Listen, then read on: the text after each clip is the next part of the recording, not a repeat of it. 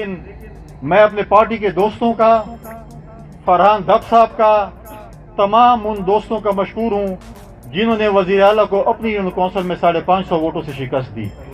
Sitting وزیر اعلیٰ sitting تحصیل ناظم کو اپنی یونین کونسل میں ہرا کے دیا. میں آج بھی کہتا ہوں اس لڑائی سے کوئی فائدہ نہیں. آپ گورنر ہاؤس کو اپنے ذہن سے نکال دیں. ان کو گورنر راج یا گورنر ہاؤس سے کچھ نہیں ہے. مجھے پتہ ہے کہ زیادہ تکلیف ان کو مجھ سے ہے. مجھے بنانے میں انہوں نے جتنی کمپین کی وہ مجھے پتہ ہے. لہذا میں آج بھی اپنے تمام جو میرے یہاں پر ایم پی ایز اور ایم این ایز بیٹھے ہوئے ہیں، میرے تحصیل ناظم بیٹھے ہوئے ہیں، میں نے کل بھی ایمرجنسی میں چیف سیکرٹری پیسکو سے بات کی ہے. واپس جا کر میں اپنے تمام نمائندوں کو اپنے دفتر دعوت دوں گا.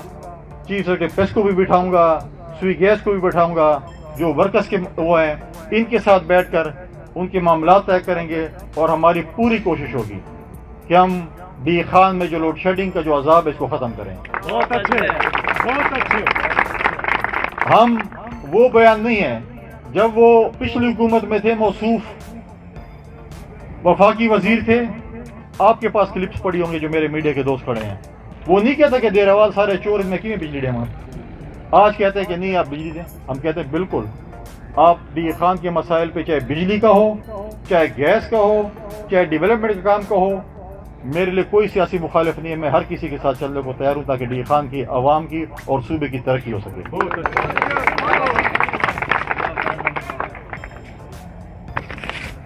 الیکشن ہے، تقریریں ہیں، ڈائلاگز ہیں، سلطان رائی والے ہوں جو بھی ہوں وہ سارے چلتے رہتے ہیں. لیکن میں سلطان رائی کے ڈائلاگ نہیں بولتا، کیونکہ ڈائلاگز نہیں عمل درآمد ہوتا ہے. لیکن جب انہوں نے کل کہا، اور میں ایک آئینی عہدے میں بیٹھا ہوں کہ ہم گورنر ہاؤس میں بھی دوڑ جائیں گے، مجھے گورنر ہاؤس کا تحفظ کرنے آتا ہے. اگر وہ کل اس پہ ریہرسل کرنا چاہتے تو میں تیار اس کے ساتھ کرنے کو تیار ہوں. اسلام آباد میں تو ہائی وے مل گیا تھا دوڑنے کے لیے، یہاں پر دوڑنے کے لیے جگہ بھی نہیں ملے گی. گھسیٹوں گا اس کو سڑک کے اوپر. اور میں اس سے کہنا چاہتا ہوں کہ اپنی زبان کو لگام دے دے اور اپنے کرتوتوں کی لگام دے دے. میں اسرار گنڈا پور نہیں ہوں کہ تم کچھ کر لو گے. مجھے پتہ ہے کہ تمہارے جیسے غنڈوں سے نمٹنا مجھے آتا ہے کہ میں کس طریقے سے نمٹوں گا. میں ڈائلاگ سے نہیں، میں اگر غنڈہ گردی کرو گے، جو زبان استعمال کرو گے اسی زبان میں جواب آئے گا. یہ پی ٹی آئی کے کلاس روم نہیں ہے جس کو تم ڈانٹ لو گے اور ہوگا. آئندہ جیسے منہ ہوگا ویسے تھپڑ ملے گا انشاءاللہ.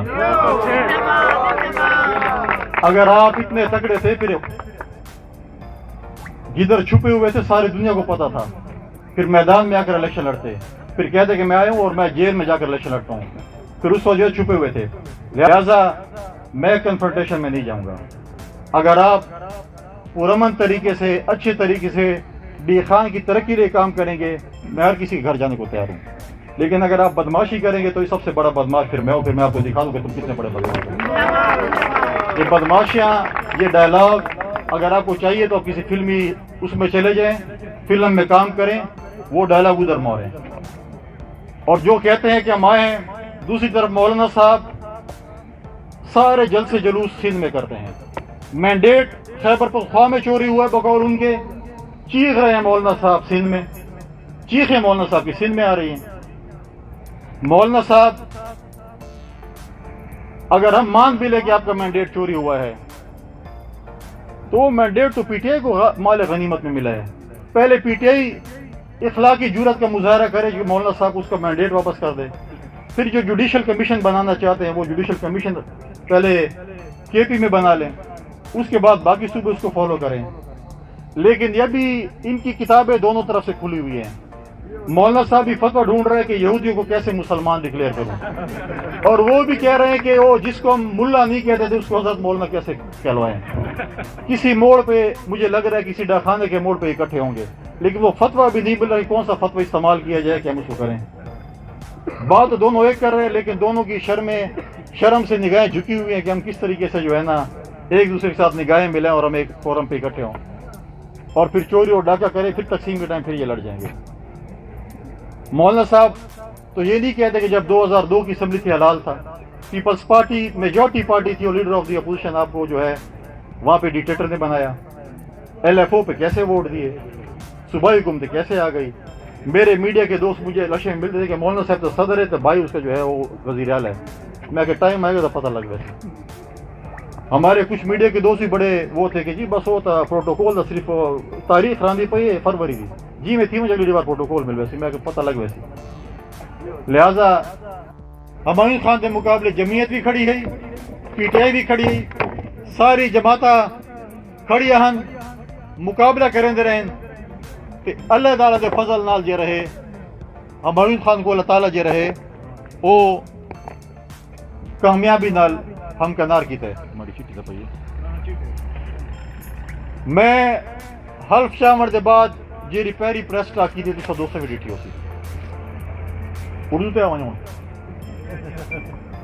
میری مجبوری تو ٹی وی والے بھی انہوں کوئی جہاں کوئی لیون بول. حلف اٹھانے کے فوراً بعد میں نے خیبر پختونخوا کی عوام کے ساتھ وعدہ کیا کہ میں تمام سیاسی جماعتوں کا گورنر ہوں, وفاق کا نمائندہ ہوں, اور میں اپنے صوبے کے حقوق کی جنگ اسلام آباد میں اپنے پراپر فورمز پہ لڑوں گا.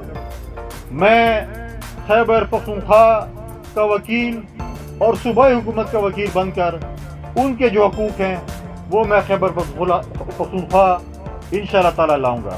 اور میں نے صوبائی حکومت کو یہ آفر کی کہ آپ آئیں, اپنے مسائل بتائیں اور مسائل کا حل پراپر فورم پہ ڈسکس کریں. وہ چوکوں چوراہوں ڈی چوک اور ہائی ویز پہ ڈسکس نہیں ہوتے.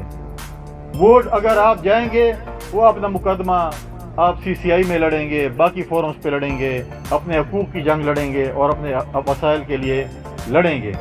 اور میں نے کہا کہ میں آپ کے ساتھ ہر فورم پہ کام کرنے کو تیار ہوں.